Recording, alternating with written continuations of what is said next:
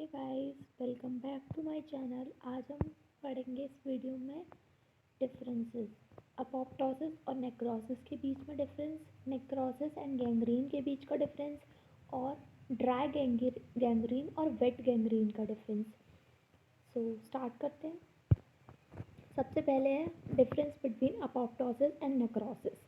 तो major difference क्या है अपोप्टोसिस और नेक्रोसिस में? तो अपोप्टोसिस में क्या है, सिंगल सेल की डेथ होगी, मतलब एक सेल ही इन्वॉल्व होगी सेल डेथ में। लेकिन नेक्रोसिस में क्या है, क्लस्टर ऑफ सेल्स इन्वॉल्व होंगी। अपोप्टोसिस में क्या होगा, सेल का श्रिंकेज होगा, मतलब साइज छोटा होगा।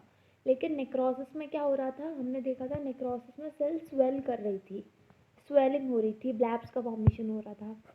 अब अपोप्टोसिस में क्या होगा, हमने पढ़ा था पिक्नोसिस और कैरियोरेक्सिस हो रहा था अपोप्टोसिस में। लेकिन नेक्रोसिस में 3 इवेंट्स हो रहे थे। न्यूक्लियर डैमेज 3 तरीके से हो रहा था, कैरियोलिसिस, पिक्नोसिस और कैरियोरेक्सिस। सबसे पहले पिक्नोसिस, फिर कैरियोलिसिस, देन कैरियोरेक्सिस। पिक्नोसिस, कैरियोरेक्सिस, देन कैरियोलिसिस। अपोप्टोसिस में सेल मेम्ब्रेन इंटैक्ट रहेगी, मतलब यहाँ पर क्या है कि एंजाइम्स बाहर, एंजाइम्स का कोई लीकेज नहीं हो रहा है, सेल से कोई लीकेज नहीं हो रहा है, मतलब मेम्ब्रेन इंटैक्ट है। सेल डिवाइड कर रही है, छोटी छोटी अपोप्टोटिक बॉडीज बना रही है, लेकिन उस जो अपोप्टोटिक बॉडीज हैं उनके पास भी सेल मेम्ब्रेन है, तो सेल मेम्ब्रेन क्या है, इंटैक्ट है।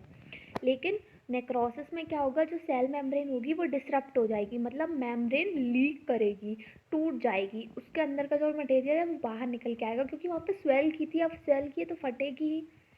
एक तरह से याद करें तो इस तरीके से कर सकते हैं। अपोप्टोसिस में क्या है, साइटोप्लाज्म रिटेंड रहेगा, यहाँ पर सब कुछ रिटेंड है, साइटोप्लाज्म ही रिटेंड है। लेकिन और एक हमने पढ़ा, यहाँ पर कैरियोलिसिस नहीं हो रही है, केवल पिक्नोसिस और कैरियोरेक्सिस।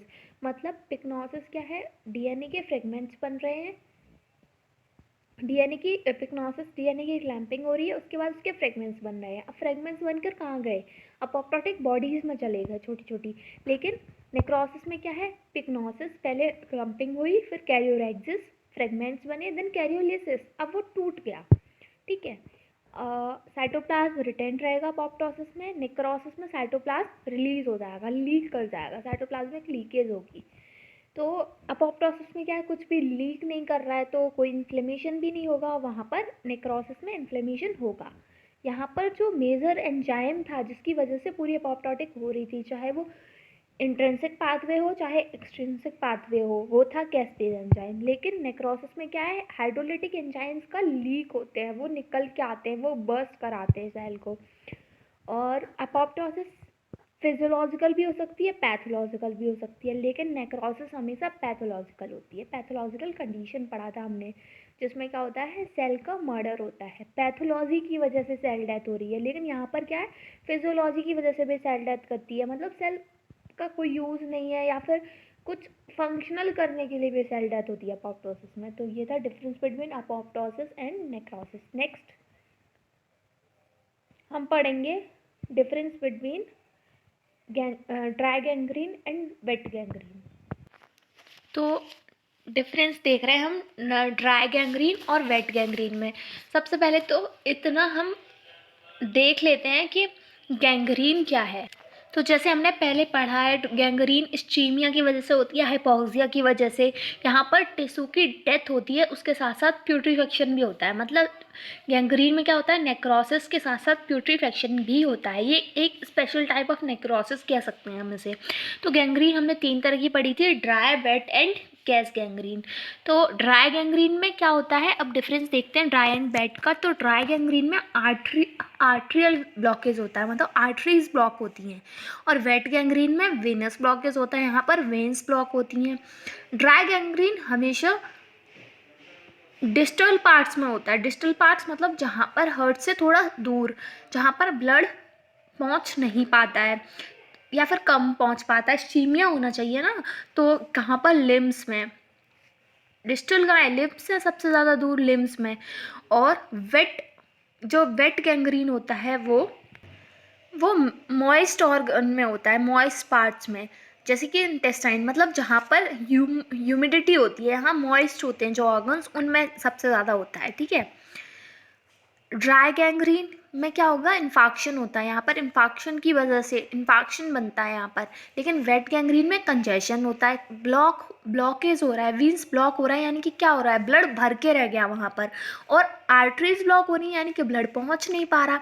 लेकिन अगर वीन्स ब्लॉक हो रही हैं तो ब्लड आ तो गया है लेकिन अब वापस नहीं जा पा रहा, यानी कि ऑर्गन्स में क्या हो गया है, वहीं पर कंजेस्ट हो गया है, कंजेशन हो गया है, ठीक है।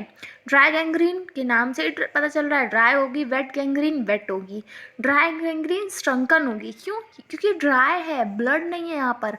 लेकिन वेट गैंग्रीन में बहुत ज़्यादा अमाउंट ऑफ ब्लड है, यानी कि बहुत ज़्यादा अमाउंट ऑफ फ्लूइड है, तो ये क्या होगी, स्वोलन होगी। ड्राई गैंग्रीन ब्लैक होती है, वेट गैंग्रीन भी ब्लैक होती है। ब्लैक किसकी वजह से होती है, ये भी हमने पढ़ा था।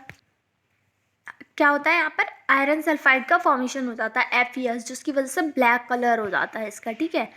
अब ड्राई गैंग्रीन होती है, इसकी क्लियर मार्जिन्स होती हैं। क्लियर मार्जिन मतलब कहीं भी गैंग्रीन बनेगा तो हमें पता चलेगा, अच्छा इतने इतने पार्ट में गैंग्रीन है, और उसकी मतलब एक लाइन ऑफ सेपरेशन होगा उसके चारों तरफ कि ये पार्ट नॉर्मल है और ये गैंग्रीनस पार्ट है और इतने ही पार्ट में गैंग्रीन है। लेकिन वेट गैंग्रीन में कोई भी क्लियर मार्जिन नहीं होती, मतलब कोई भी लाइन ऑफ सेपरेशन प्रेजेंट नहीं होता। हम सेपरेट नहीं कर सकते कि ये गैंग्रीन वाला पार्ट है, ये नॉन गैंग्रीन है, क्योंकि वो पूरे में थोड़ा थोड़ा स्प्रेड सा होगा। ड्राई है, श्रंकन है, तो बहुत ही नॉर्मल सा है ना, तो इसमें कोई भी बैड स्मेल या ऑर्डर नहीं आएगा क्योंकि पस ही नहीं है, लिक्विड ही नहीं है। लेकिन वेट में क्या होगा, बैड स्मेल आएगी, ऑर्डर प्रेजेंट होगा। ड्राई क्या है, स्लो स्प्रेड ऑफ इन्फेक्शन है, लेकिन वेट वाला रैपिड स्प्रेड ऑफ इन्फेक्शन है। यहाँ पर ड्राई में कोई भी सिस्टमिक इन्फेक्शन नहीं होगा, लेकिन वेट में सिस्टमिक इन्फेक्शन होगा। ड्राई वाला लेस कॉम्प्लिकेटेड है, वेट वाला मोर कॉम्प्लिकेटेड है, क्योंकि वेट वाले में क्या है, सारे ऑर्गन्स में मतलब अब क्या है, वेनस कंजेशन हुआ है, यानी कि वेन्स में वापस ब्लड नहीं जा पा रहा है। अब क्या हुआ, तो ब्लड कंजेस्ट हो गया है, वहाँ कंजेस्ट हो गया है तो क्या होगा, स्वेल करेगा, बैड स्मेल आएगी, रैपिडली ग्रो करेगा इन्फेक्शन, क्योंकि लिक्विड जहाँ होता है वहाँ इन्फेक्शन जल्दी होता है ना। तो बस, तो ये हो गया difference between dry gangrene and wait gangrene. अब हम देख रहे हैं difference between gangrene and necrosis. तो इस छोटे से डिफरेंशिएशन चार्ट से हम समझेंगे कि गैंग्रीन और नेक्रोसिस में डिफरेंस क्या है। तो सबसे पहले गैंग्रीन होता क्या है, तो हमने पढ़ा था गैंग्रीन किसकी वजह से होता है, इस्चीमिया की वजह से, यानी कि हाइपोक्सिया हो जाता है यहाँ पर और टिश्यू की डेथ हो जाती है। ऐसा तो नेक्रोसिस में भी होता है, तो डिफरेंट क्या है, यहाँ पर प्यूट्रीफेक्शन भी होता है। तो नेक्रोसिस क्या है, सेल डेथ की एक फॉर्म है, जबकि गैंग्रीन क्या है, ये नेक्रोसिस की फॉर्म है। किसके साथ, प्यूट्रीफेक्शन के साथ, मतलब केवल नेक्रोसिस नहीं हो रहा है यहाँ, नेक्रोसिस के साथ साथ प्यूट्रीफेक्शन भी हो रहा है। नेक्रोसिस में टिश्यू डाई कर रहे हैं, लेकिन यहाँ पर सेल या टिश्यू डाई कर रहे हैं प्लस वो क्या कर रहे हैं, प्यूट्रीफाई भी हो रहे हैं, ठीक है। ये हो गया, दो डिफरेंसेस हो गए। फिर गैंग्रीन के हमने 3 टाइप पढ़े थे, dry gangrene, wait gangrene and gas gangrene. और नेक्रोसिस के हमने 5 टाइप पढ़े थे, CCCFF, कोगुलेटिव, कॉलिकेटिव, केसियस, फैट, फिब्रिनॉइड। जो ड्राई गैंग्रीन है, जो गैंग्रीन है उसमें क्या होता है, टिश्यू की डेथ होती है इस्चीमिया की वजह से। लेकिन जो नेक्रोसिस है उसमें इरिवर्सिबल सेल इंजरी और डेथ का पूरा प्रोसेस आता है। यहाँ पर क्या हुआ, इस्चीमिया हुआ और गैंग्रीन का फॉर्मेशन हो गया। लेकिन नेक्रोसिस में हमने एक पूरा प्रोसेस पढ़ा था कि कैसे नेक्रोसिस होती है, तो वही है, इंटायर प्रोसेस आएगी इरिवर्सिबल सेल इंजरी और डेथ की। गैंग्रीन डिराइव्ड हुआ है टर्म से गैंग्रेनिया। तो गैंग्रेनिया का मतलब है नॉइंग स्कोर, गॉनिंग बोले या फिर नॉइंग बोले, नॉइंग सोर हो जाता है, ठीक है। और नेक्रोसिस डिराइव हुआ है एक टर्म से नेक्रोस, जिसका मतलब है डेथ, या फिर हम कहें तो एबनॉर्मल स्टेट और प्रोसेस, ठीक है। नेक्रोसिस क्या है, डेथ की एबनॉर्मल स्टेट, डेथ की प्रोसेस, ठीक है। और ये परमानेंट होती है नेक्रोसिस। और गैंग्रीन कैसी होगी, टेम्पररी होगी, या फिर हम कह सकते हैं क्योरेबल है। लेकिन अगर नेक्रोसिस हो गई मतलब टिश्यू डाई कर जाएगा, ठीक है। तो ये हो गया difference between gangrene and necrosis. तो हमने 3 डिफरेंस पढ़े, apoptosis and necrosis, gangrene and necrosis and dry gangrene and wait gangrene. अब एक डिफरेंस और हमने जो पहले पढ़ चुके हैं, difference between reversible and irreversible cell injury, वो फिर से देख लेते हैं, रिवाइज हो जाएगा और सारे डिफरेंस एक वीडियो में कलेक्ट हो जाएंगे। So here we are. अब हम स्टार्ट करते हैं difference between reversible and irreversible injury. पिछली बार हमने पढ़ा था और डायग्राम से समझा था, तो अभी हम सिर्फ रिवाइज करेंगे। तो रिवर्सिबल सेल इंजरी इसका मतलब क्या है, टेम्पररी है। इरिवर्सिबल यानी कि परमानेंट हो गई। मेजर डिफरेंस हो गया। रिवर्सिबल इंजरी में सेल मेम्ब्रेन का क्या होता है, फीचर्स देखेंगे सेल मेम्ब्रेन के, ठीक है। तो क्या है, सेल मेम्ब्रेन यहाँ रिवर्सिबल में इंटैक्ट रहती है, इरिवर्सिबल में डिसरप्ट हो जाती है। इंटैक्ट मतलब मेंटेन्ड है और डिसरप्ट मतलब टूट रही है, ठीक है। अब जब मेंटेन्ड है तो यहाँ पर क्या होगा, सेल स्वेलिंग होगी। अभी बनी हुई है, सेल स्वेल करे हुए हैं, ब्लैब्स का फॉर्मेशन होगा, ब्लैब्स यानी छाले जैसे स्ट्रक्चर बनेगा, माइलिन फिगर्स प्रेजेंट होंगे और ये हो गया सेल मेम्ब्रेन में। और इरिवर्सिबल में क्या होगा, डिसरप्ट होगी। तो अगर कोई चीज़ टूट गई है तो क्या है, वो स्वेल होगी नहीं, वो श्रिंक कर गई होगी ना, तो सेल श्रिंकिंग होगी। माइलिन फिगर्स दोनों में प्रेजेंट होता है, लेकिन इधर ब्लैब्स नहीं होंगे क्योंकि इधर क्या हो गई, सेल श्रिंकेज हो गई। फिर नेक्स्ट स्ट्रक्चर है एंडोप्लाज्मिक रेटिकुलम। तो एंडोप्लाज्मिक रेटिकुलम इधर सबको स्वेल करेगा, तो इधर रिवर्सिबल में एंडोप्लाज्मिक रेटिकुलम स्वेल करेगा। अब देखो एंडोप्लाज्मिक रेटिकुलम स्वेल करेगा, जिससे क्या होगा, राइबोसोम उस पर जो अटैच हैं वो क्या होंगे, डिटैच हो जाएंगे। तो राइबोसोम का भी डिसरप्शन होगा और राइबोसोम का डिसरप्शन होगा तो उसकी वजह से क्या होगा, प्रोटीन मशीनरी काम करना कम कर देगी या बंद कर देगी, तो प्रोटीन सिंथेसिस नहीं होगा। तो ये भी हो गया।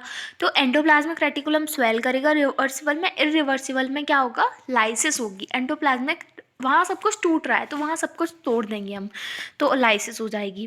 राइबोसोम इधर डिसरप्टेड होंगे, उधर भी डिसरप्टेड होंगे, ठीक है। माइटोकॉन्ड्रिया में यहाँ पर क्या होगा, स्मॉल डेंसिटीज मिलेंगी, लेकिन इरिवर्सिबल इंजरी में क्या होगा, लार्ज अमॉर्फस डेंसिटीज मिलेंगी। इधर कैसी होंगी, स्मॉल डेंसिटीज होंगी। लाइजोसोम इधर क्या करेगा, रिवर्सिबल इंजरी में क्या करेगा, ऑटोफैगी करेगा, मतलब आएगा और सेल को अपने अंदर लेकर खाएगा। लेकिन इधर क्या होगा, इरिवर्सिबल में इधर सब फट रहा है, सेल श्रिंक कर रही है, सब कुछ निकल के आ रहा है, तो लाइजोसोम भी क्या करेगा, फट जाएगा, उसकी भी लाइसिस हो जाएगी। लाइसिस होगी तो सारे एंजाइम्स बाहर निकल के आएंगे, फिर सब कुछ टूटने लगेगा। तो एंडोप्लाज्मिक रेटिकुलम टूट गया, राइबोसोम डिसरप्शन होने लगा, सेल मेम्ब्रेन डिसरप्ट कर गई, तो सब कुछ टूट ही रहा है, ठीक है। अब रिवर्सिबल में न्यूक्लियस क्लम्प कर रहा था, क्लम्पिंग हो रही थी, लेकिन इरिवर्सिबल में क्या होगा, 3 चीज़ें होंगी, पिक्नोसिस, कैरियोरेक्सिस एंड कैरियोलाइसिस। पिक्नोसिस मतलब न्यूक्लियर का कंडेंसेशन, क्लम्प करना। फिर कैरियोरेक्सिस यानी कि उसके फ्रेगमेंट्स बनना, कैरियोलाइसिस मतलब उनका टूटना। अब जब लाइजोसोम ने इधर ऑटोफैगी की है तो साइटोस्केलेटन तो एग्रीगेटेड है ना, सेल मेम्ब्रेन इंटैक्ट है, मतलब साइटोस्केलेटन बना हुआ है। लेकिन दूसरी तरफ लाइजोसोम फटा है, मतलब एंजाइम्स बाहर आए हैं तो टूटा है सब कुछ, तो साइटोस्केलेटन भी तो टूटेगा ना, तभी तो सेल मेम्ब्रेन डिसरप्ट हुई है। तो this is the difference between reversible and irreversible. So सारे डिफरेंस कर लिए हमने, तो ये चैप्टर पूरा ख़त्म हो चुका है और ये लास्ट वीडियो था। तो अगर आपको कोई डाउट है तो आप कमेंट सेक्शन में पूछ सकते हैं, और आपको लग रहा है कि इस टॉपिक से इस चैप्टर से कोई भी टॉपिक मिसिंग है या फिर कोई भी नहीं हुआ है, तो आप कमेंट सेक्शन में बता सकते हैं। और किसी भी टॉपिक पे वीडियो चाहिए तो भी कमेंट करके बता सकते हैं। सो वीडियो पसंद आया तो लाइक, कमेंट एंड शेयर करें और चैनल को सब्सक्राइब करें। Thank you.